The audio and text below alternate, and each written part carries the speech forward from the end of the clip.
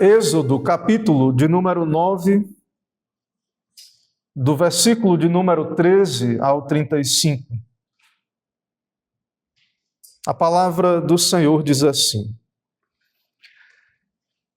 Disse o Senhor a Moisés: levanta-te pela manhã cedo, apresenta-te a Faraó e dize-lhe: assim diz o Senhor, o Deus dos Hebreus, deixa ir o meu povo, para que me sirva, pois esta vez enviarei todas as minhas pragas sobre o teu coração e sobre os teus oficiais e sobre o teu povo, para que saibas que não há quem me seja semelhante em toda a terra.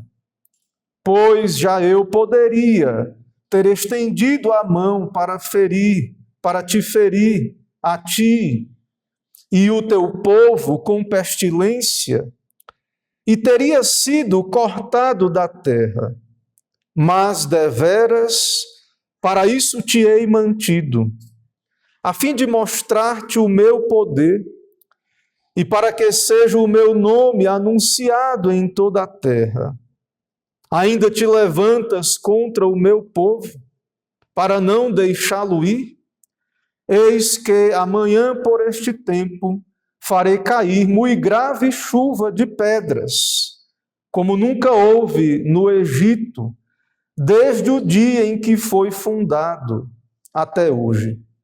Agora, pois, manda recolher o teu gado e tudo o que tens no campo, todo homem e animal que se acharem no campo e não se recolherem à casa, em caindo sobre eles a chuva de pedras, morrerão. Quem dos oficiais de Faraó temia a palavra do Senhor, fez fugir os seus servos e o seu gado para as casas. Aquele, porém, que não se importava com a palavra do Senhor, deixou ficar no campo os seus servos e o seu gado.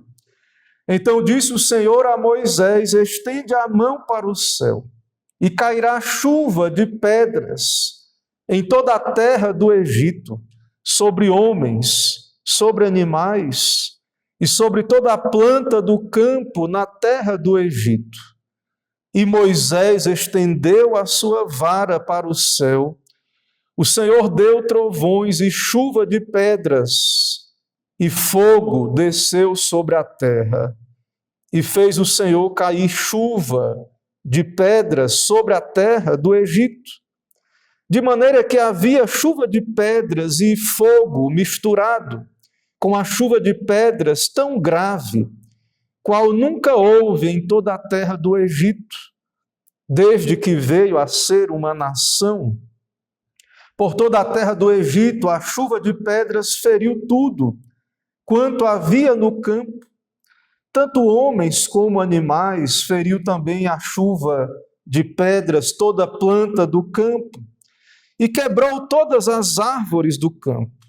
Somente na terra de Gósen, onde estavam os filhos de Israel, não havia chuva de pedras.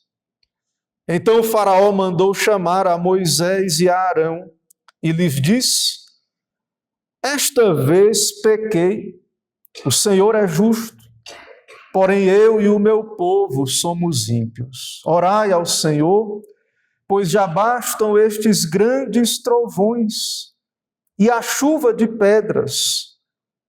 Eu vos deixarei ir, e não ficareis mais aqui. Respondeu-lhe Moisés: em saindo eu da cidade, estenderei as mãos ao Senhor, os trovões cessarão, e já não haverá chuva de pedras, para que saiba que a terra é do Senhor. Quanto a ti, porém, e aos teus oficiais, eu sei que ainda não temeis ao Senhor Deus. O linho e a cevada foram feridos, pois a cevada já estava na espiga e o linho em flor. Porém o trigo e o centeio não sofreram dano, porque ainda não haviam nascido. Saiu, pois, Moisés da presença de Faraó e da cidade, e estendeu as mãos ao Senhor. Cessaram os trovões e a chuva de pedras, e não caiu mais chuva sobre a terra. Tendo visto o Faraó que cessaram as chuvas, as pedras e os trovões, tornou a pecar e endureceu o coração, ele e os seus oficiais. E assim Faraó, de coração endurecido, não deixou ir os filhos de Israel, como o Senhor tinha dito a Moisés. Irmãos, vamos nos colocar em pé para a oração.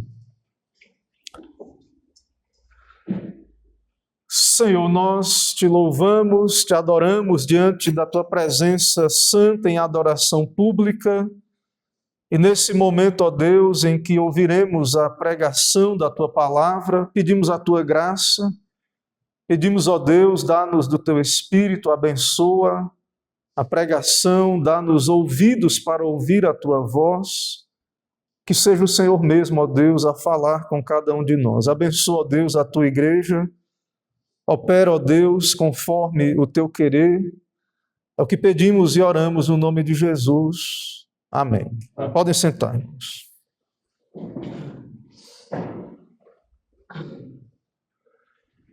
Meus irmãos, nós estamos considerando esta disputa entre o Senhor e o Egito, que é o que está por detrás destas pragas do Egito. São juízos do Senhor contra este povo idólatra e que tinha sob o seu poder o povo de Israel cativo, um povo inimigo de Deus e que representa de fato o império das trevas. Tudo isso que temos visto já nesta exposição destas pragas. E nós observamos nos sermões anteriores que o Senhor enviou o seu juízo sobre a economia egípcia, também a saúde egípcia na sexta praga, e por isso também temos considerado que o Senhor é soberano sobre toda a terra, sobre a criação, tudo pertence a Deus. Também os habitantes da terra pertencem a Deus. Toda a terra pertence ao Senhor. Todo o mundo é de Deus. Os habitantes do mundo também pertencem a Deus. Ou seja, irmãos, as coisas não são como os pecadores pensam. Não é como o Faraó pensa. Não é como o homem secular dos nossos dias pensa. Os homens sem Deus, o ímpio pensa que é senhor sobre a sua própria vida, sobre a sua saúde, sobre o seu patrimônio. O homem pensa que tem domínio, controle e governo sobre a sociedade. E isso, irmãos, é atribuir o que pertence a Deus à criatura. E, de fato, isso está na base da idolatria. E isso é contra Deus, é uma rebelião contra Deus, contra Cristo. E o Senhor está contra essa idolatria, contra essa ilusão.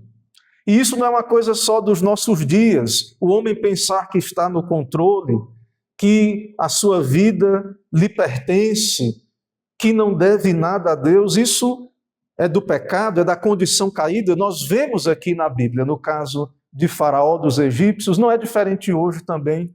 O homem dos nossos dias, ele pensa viver de modo autônomo quanto a Deus. E é por isso, irmãos, por causa desse pecado, desta rebelião, que o Senhor envia os seus juízos contra os ídolos. E nós vimos que estes ídolos, entre eles o dinheiro, veja que não é diferente dos nossos dias, a saúde. E agora, nesta sétima praga, o granizo, na nossa leitura, estava aí chuva de pedras, mas podemos ler melhor granizo com trovões terríveis e fogo.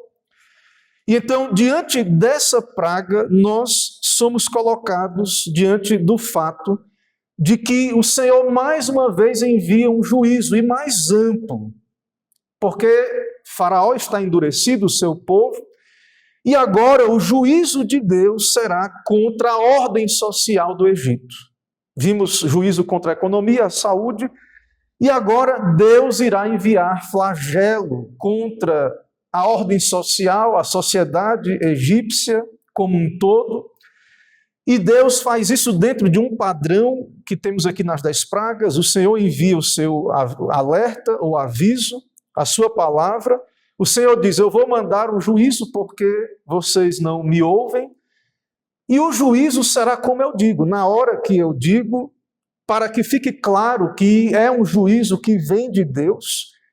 E também, irmãos, está embutido no alerta a possibilidade ou a chance para que o Egito se preparasse. Se é que é possível, né?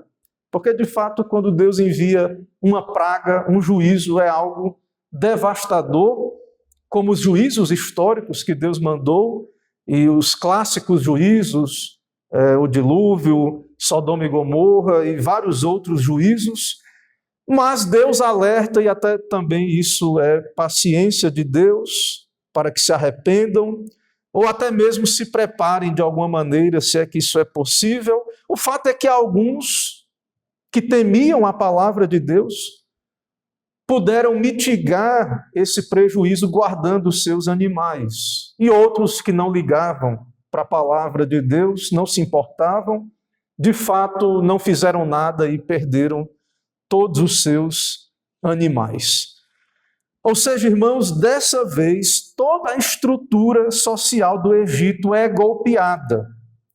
Desde o seu rei e o coração do seu rei, Faraó, todos os seus oficiais, os seus servos, os seus ministros, os seus servidores, o povo em geral, ou seja, o Egito em si, como sociedade, como civilização, é atacado.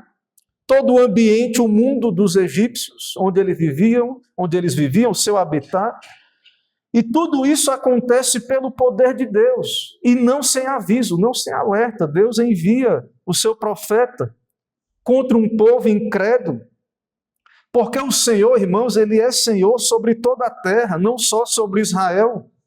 O Senhor é o Deus que se revela, que fala à humanidade em geral, e, de fato, então, a humanidade rejeita a revelação de Deus, tanto a revelação na criação, quanto a revelação proposicional em palavras, com uma linguagem humana. Deus fala na língua dos homens, de forma em que há uma estrutura gramatical de uma língua. Deus fala de um modo que os homens podem entender pela sua palavra, que enviou a sua palavra ao Egito, e os egípcios rejeitaram, como hoje também os homens rejeitam a palavra do Senhor, e em toda a história, menos aqueles a quem o Senhor dá, pela sua graça, ouvidos para ouvir essa palavra. De fato, essa é uma praga devastadora, e então veremos essa passagem que está diante de nós a partir do seguinte tema: Cristo contra a ordem social egípcia. Cristo contra a ordem social egípcia, que é idolatrada e por isso então será punida com o juízo de Deus. Irmãos, em primeiro lugar, veremos Cristo contra os oficiais egípcios, do verso 13 ao verso 19, a primeira parte do nosso texto.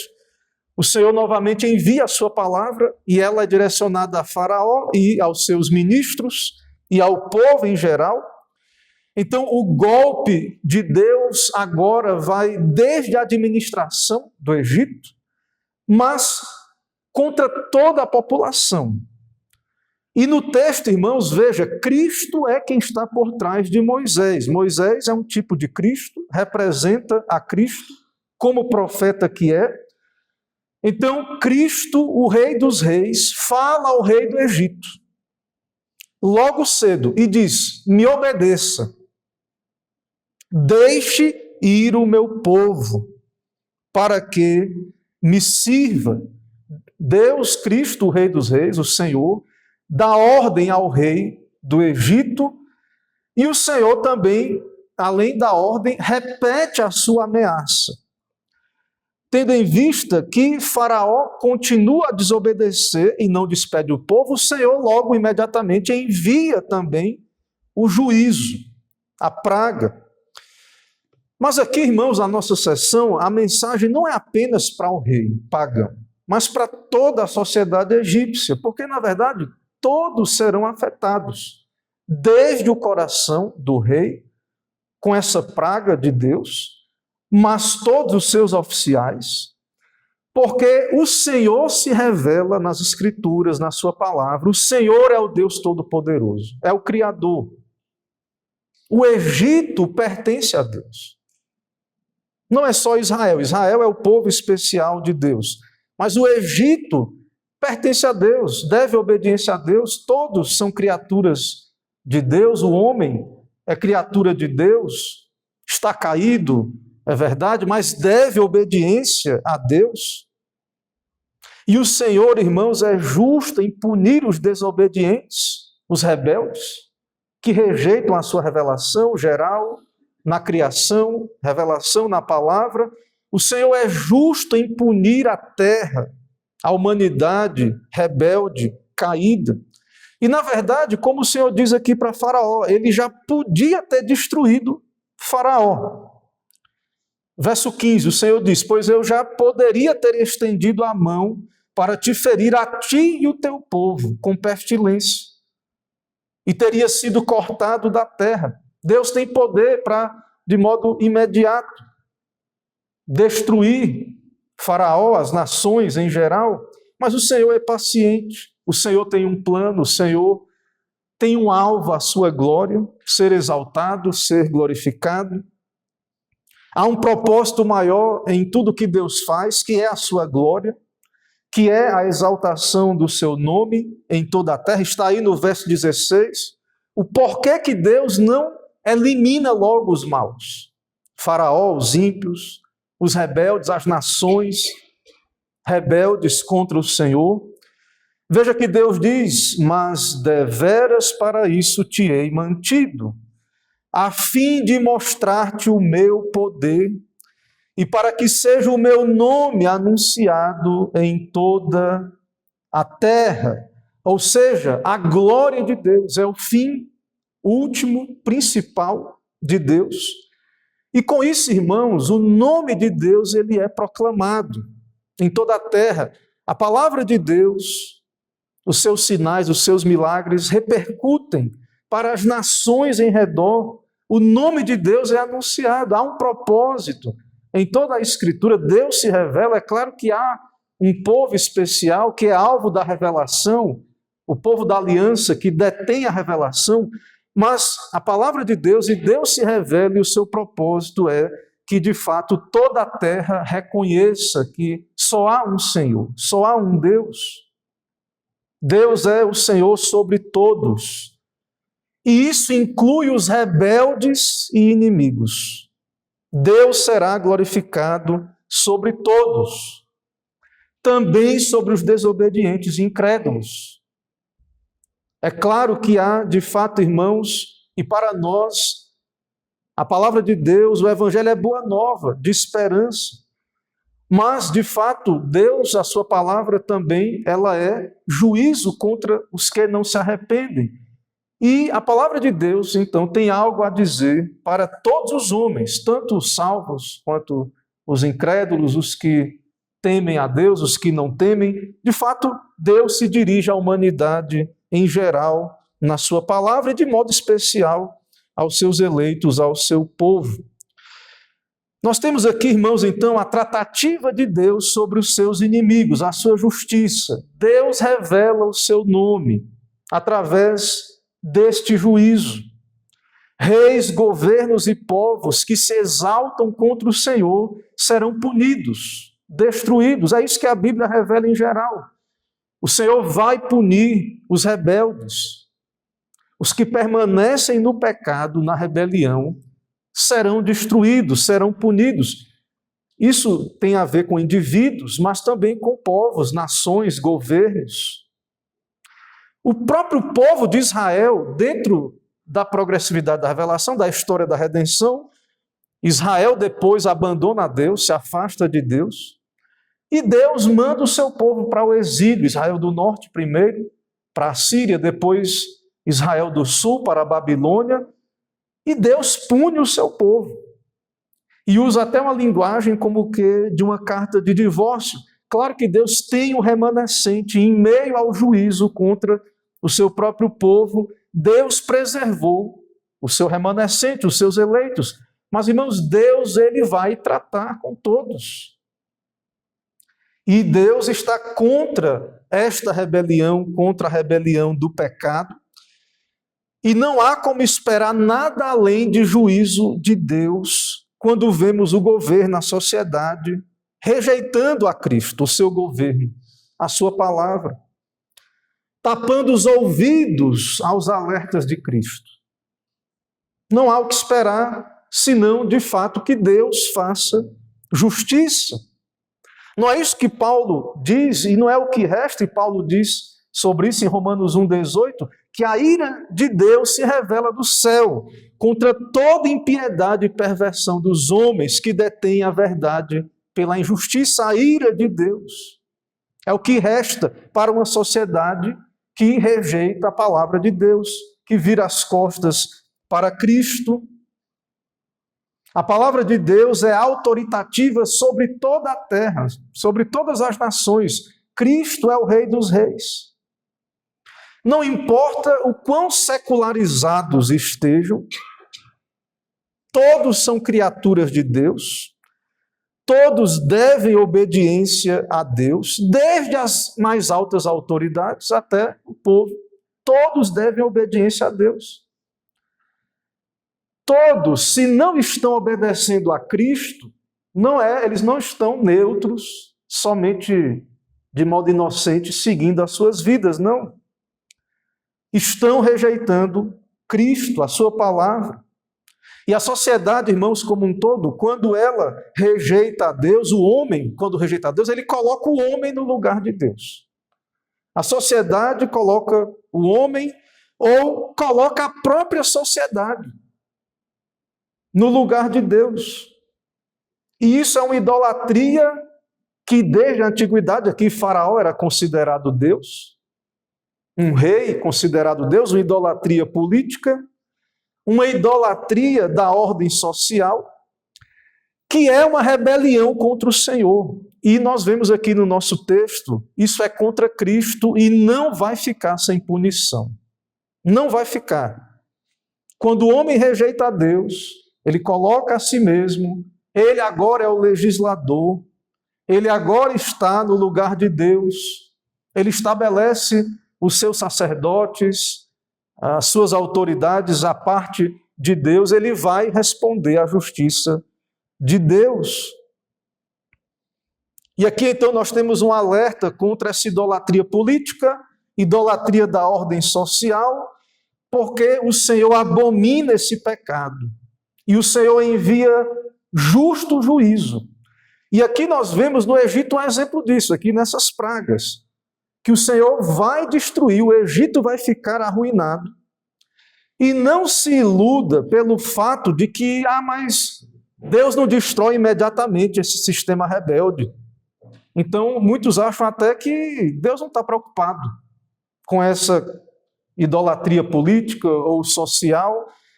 Irmãos, nós vemos aqui, é o mesmo caso aqui do nosso texto. O que há é paciência da parte de Deus. E porque também Deus tem um propósito de ser glorificado. E porque Deus lida com os homens como homens. Ele trata com os homens argumentando, envia a sua palavra, para então enviar os seus juízos, para que então fique claro que Ele é o Senhor, que Ele é justo, e que é justo que o pecador seja punido, e que os homens são rebeldes e desprezam a Deus, a sua lei, desprezam a Cristo, e desprezam também a igreja. Se Faraó temesse a Deus, o Senhor, já teria deixado o povo sair livre há muito tempo. Mas veja que outro ponto é que Faraó despreza a Deus, despreza o povo de Deus, a igreja, e ele quer o povo de Deus escravo dele e não de Deus. Então, de fato, por não temer a Deus, por considerar a si mesmo um Deus e tudo mais que temos envolvido aí nesta posição de Faraó, ele rejeita a Deus e ele escraviza o povo de Deus e não obedece a Deus.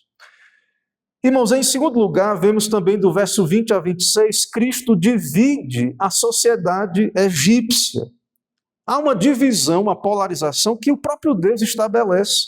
O próprio Senhor, nós vemos aí do verso 20 em diante, que entre os oficiais de Faraó já haviam aqueles que temiam a Deus. Não quer dizer que eram convertidos, não necessariamente.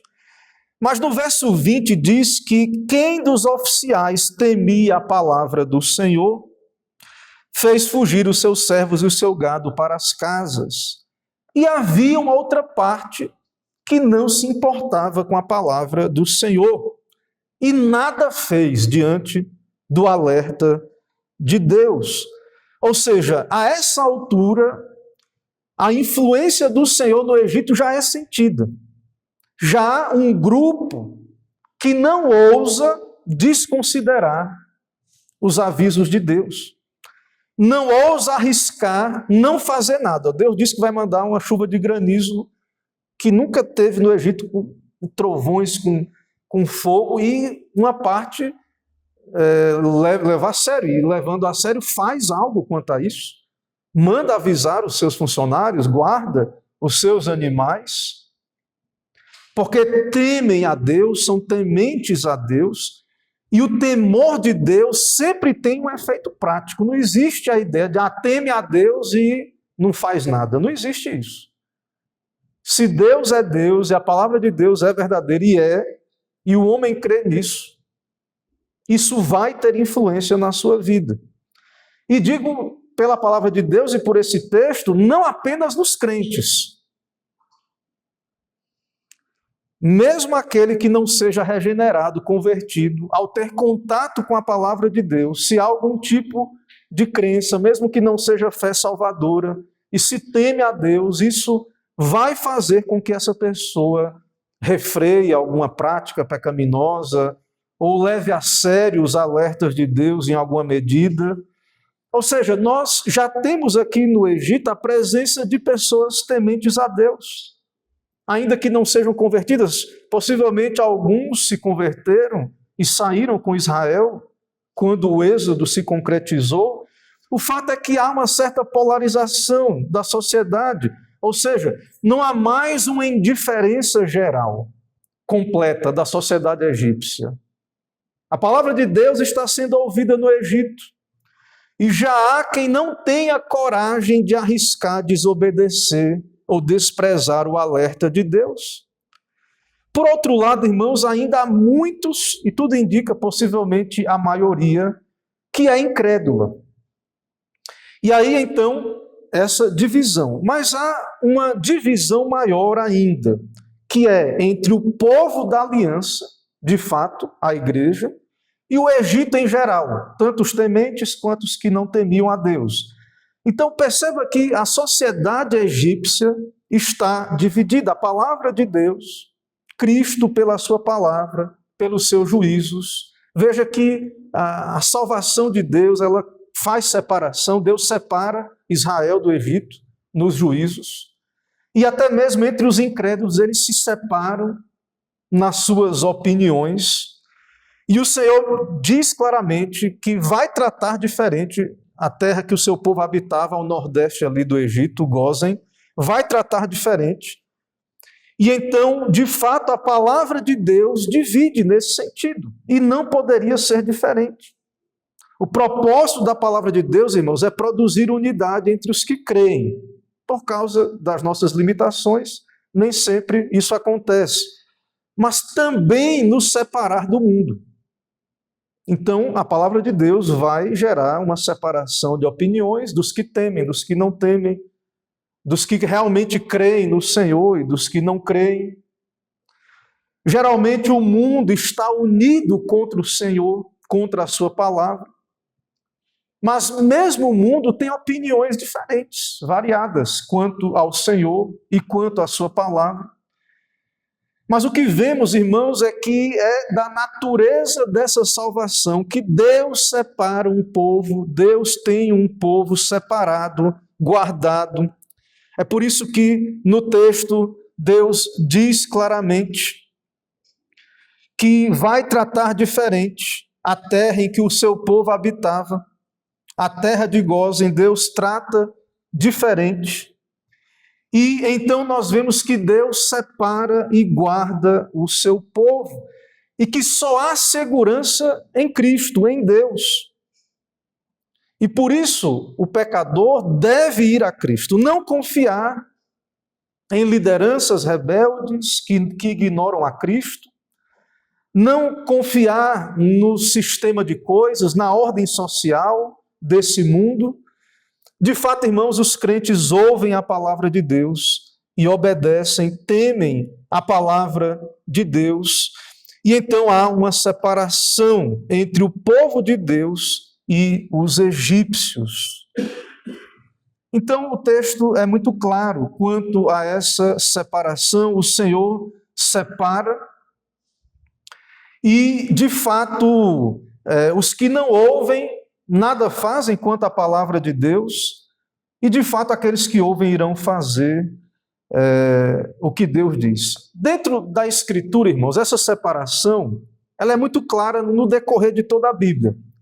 Poderíamos fazer uma teologia bíblica desse elemento. Por exemplo, no Novo Testamento, a ideia das parábolas do joio e do trigo, bons peixes, maus peixes. Também na volta de Cristo, em Mateus 25 isso está registrado, diz que quando o Filho do Homem vier na sua glória e todos os seus santos anjos com ele, então se assentará no trono da sua glória e diante dele serão reunidas as nações. E o que é que Cristo vai fazer? Ele separará umas das outras, como o pastor separa as ovelhas dos bodes. Então perceba que isso que estamos vendo aqui no texto com relação a Deus separar Israel, proteger, não tratar igual o seu povo, e até ali no contexto aqui do texto, geograficamente a terra de Gósen, o fato de Deus tratar diferente, isso está aí no verso 26, essa separação sim está na base, na essência da própria salvação. Cristo vai separar as nações, como o pastor separa as ovelhas dos bodes. No livro do Apocalipse, o Senhor é claro sobre quem vai entrar na cidade de Deus. E outra parte também é dito, será lançado no lago de fogo. Então, essa separação, ela já acontece no decorrer da história da redenção, e ela vai acontecer na volta de Cristo. E é o que vemos aqui também no nosso texto. Nesse caso do Egito, Deus separa, Cristo separa. Há separação, e isso tem a ver, sim, com a salvação. Em terceiro lugar, irmãos, vemos Cristo contra o poder insubmisso. Do verso 27 a 35, a última parte aí do nosso texto, vemos então mais uma vez a reação de Faraó. Ele manda chamar Moisés e Arão. Ele vai fazer uma confissão, vai pedir oração para Moisés. E então nós temos aqui uma confissão de remorso da parte de Faraó. Uma confissão, irmãos, diante do sofrimento e do prejuízo. Faraó vai dizer: pequei, sou ímpio, o Senhor é justo, ore por mim, pede oração. E vai prometer, se mais uma vez ficar livre desse mal, vocês vão poder sair livres para adorar ao Senhor. Mas nós sabemos, e Moisés sabe, o Senhor disse a ele, bastaria o juízo e o sofrimento ser retirado para Faraó voltar a endurecer o seu coração. E é o que o texto diz aí, no final desse capítulo, que Faraó endureceu o seu coração, como o Senhor tinha dito a Moisés. Desse modo, irmãos, então, o que temos aí, essa confissão de Faraó, no verso 27, quando ele diz: esta vez pequei, o Senhor é justo, eu e o meu povo somos ímpios. Isso, irmãos, é um remorso. não há arrependimento genuíno. E aqui nós temos um exemplo do que é o ímpio, mesmo convencido, confrontado com a verdade.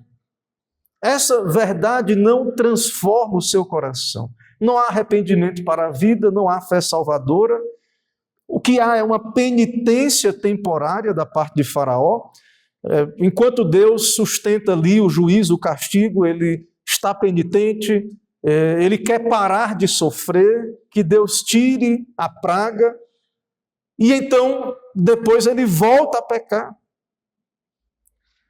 Ou seja, o ímpio, ele pode sentir algum tipo de remorso, pode reconhecer a verdade de Deus, de que Deus é justo, de que a sua lei é santa e justa.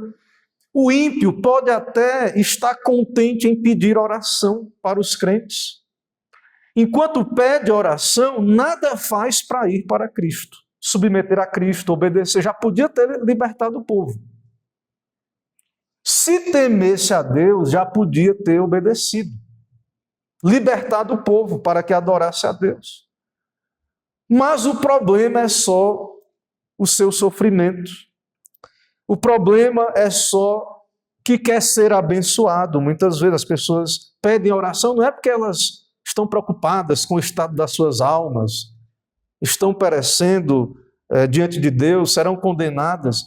É porque estão sofrendo ou querem alguma bênção específica. Pedem oração, muitas vezes até Deus atende e depois a pessoa esquece de Deus, fica mais distante de Deus ainda, mais secularizada, endurecida. Mas vemos, irmãos, que Moisés ora, mesmo sabendo que Faraó não se arrependeu. Moisés é um tipo de Cristo, Moisés ora. No verso 30 diz, é claro que Moisés sabe que Faraó e os oficiais não temem a Deus, no verso 30. Quanto a ti, porém, aos teus oficiais, eu sei que ainda não temeis ao Senhor Deus. E mesmo sabendo da maldade destes, Moisés ora. O Senhor conhece o coração, o falso arrependimento. Conhece a contrição superficial. É claro, irmãos, que nada além de um coração regenerado pode, de fato, satisfazer a necessidade de um pecador.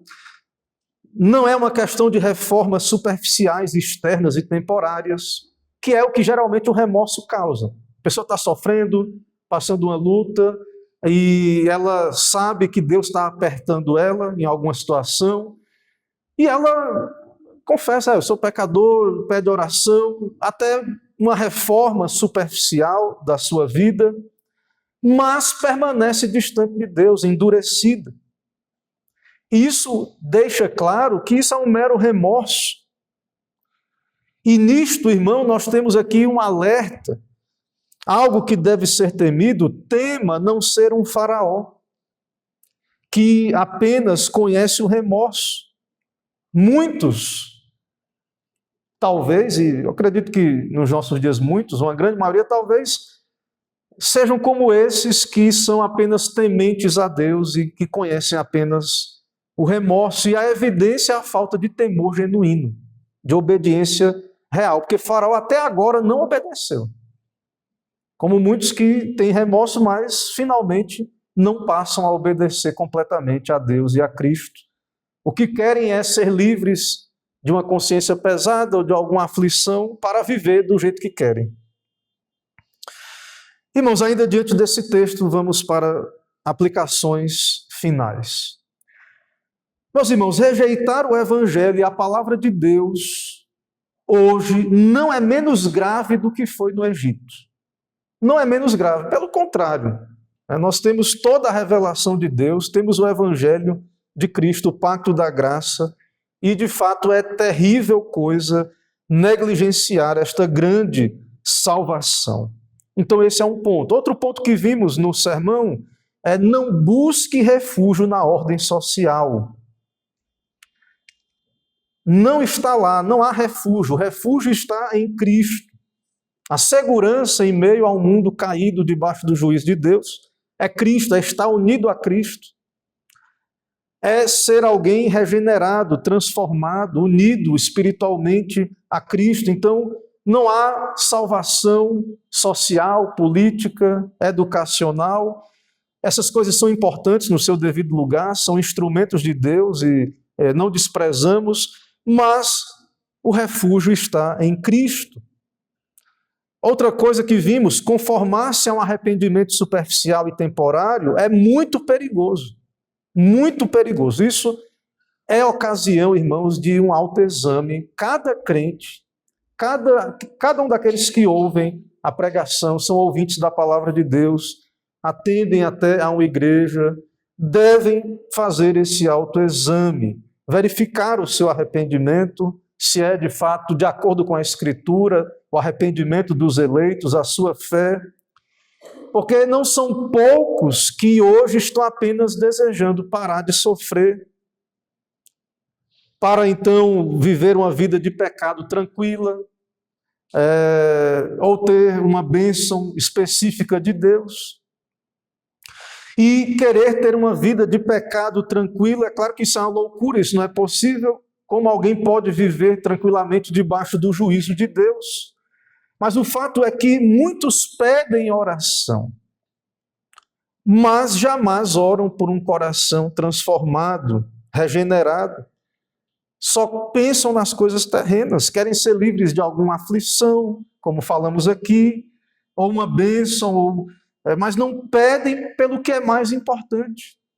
O mais grave aqui, irmãos, quanto ao Egito, Faraó, é o seu coração.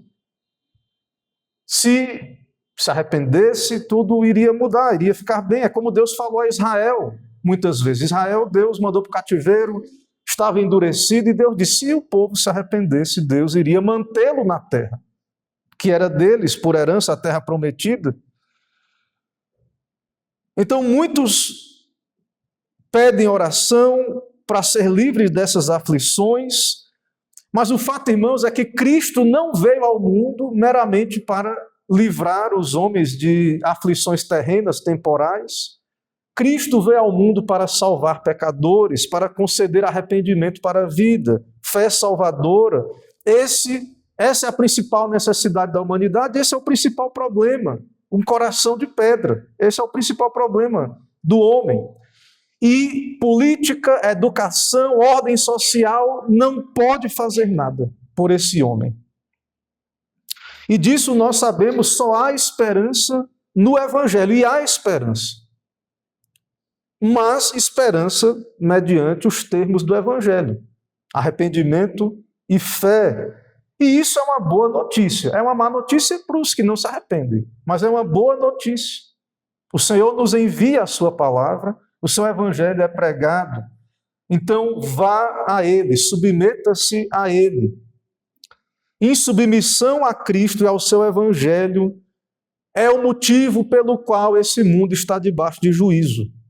Insubmissão a Deus, rebelião contra Deus, a sua lei, é o motivo pelo qual Deus vai destruir este mundo e restaurá-lo no final, o novo céu e a nova terra. E o crente, nós, igreja, devemos temer não estar contribuindo com este motivo, que sejamos um povo submisso, temente a Deus. Então, examine-se a si mesmo, viva como um crente, ande em arrependimento e fé. Não seja contente com uma vida de arrependimento superficial. Outro ponto importante, irmãos, que quero aplicar é quanto à distinção que falamos durante o sermão, que o Senhor faz. Isso é muito sério e exige uma reflexão da igreja nesses dias. Porque muitos, além dessa vida superficial, muitas vezes esse remorso, não são pessoas que conhecem um arrependimento genuíno, apesar de que muitos estão no contexto da igreja, mas muitos resistem a essa ideia de que Deus separa um povo, salva um povo, e que é da natureza da salvação Deus distinguir um povo. E como é que isso se manifesta? E para que estejamos atentos e em alerta, muitos não querem se submeter completamente a Cristo. pois não querem sofrer com o povo de Deus. Alguns dizem, se formos fiéis a Cristo desse jeito, nesses termos, vamos ficar sozinhos. A igreja vai ficar vazia, não vai ter ninguém. Então, muitos não querem suportar isso, tomar essa cruz. Deus separa os seus. E claro, irmãos, nós não vamos ficar sozinhos, isso é uma falácia. Deus tem um povo, Cristo está conosco. Ainda que sejamos poucos os fiéis, é essa minoria ou essa parte fiel que é preservada em meio aos juízos de Deus. Então, para nós é um grande privilégio. É o Senhor quem divide e separa o seu povo. Aqueles que ouvem a sua palavra, dos meros tementes a Deus e dos incrédulos, é Deus quem faz isso. É quem separa. As ovelhas ouvem a voz de Cristo, vêm a Ele, se submetem, e os que não são de Cristo não ouvem a sua voz, não vão a Ele, não discernem a voz de Cristo na palavra. Não querer submeter a isso o fato de que Deus tem um povo, que Deus distingue um povo, separa um povo, é querer ter a vida segura pelos meios humanos. É justamente o que o texto condena, essa idolatria pela ordem social das coisas. As pessoas querem ter o controle das suas vidas, esse humanismo, esse secularismo. E aí elas vêm para a igreja e querem também que a igreja submeta aos seus termos, que promova aquilo que elas consideram a sua felicidade. E é o contrário, é o pecador que tem que submeter a Cristo, aos termos de Deus, ao fato de que Deus vai fazer separação daqueles que são os seus fiéis. E nós precisamos, irmãos, que o Senhor nos esclareça essas coisas, para que não haja, então, essa idolatria dos caminhos do homem, da ordem social, da vontade do homem. Nós precisamos que Deus, e sabemos que pela sua graça haverá de fazer, esclarecer a igreja sobre essas coisas. Nós não devemos, irmãos, fugir dessa cruz que o Senhor nos dá, porque sabemos que Deus tem um plano, um propósito, e isso é para o nosso bem, para a nossa salvação e preservação. Então, Cristo está contra a ordem social idólatra do Egito, também dos nossos dias, que nós estejamos atentos a isso, que nós sejamos tementes a Deus, fiéis a Ele, e que o Senhor nos ajude a nos submeter completamente ao Senhor e confiar no Senhor também para a preservação em meio aos seus juízos que estão sobre essa terra. Amém. Meus irmãos, vamos ficar em pé, vamos orar.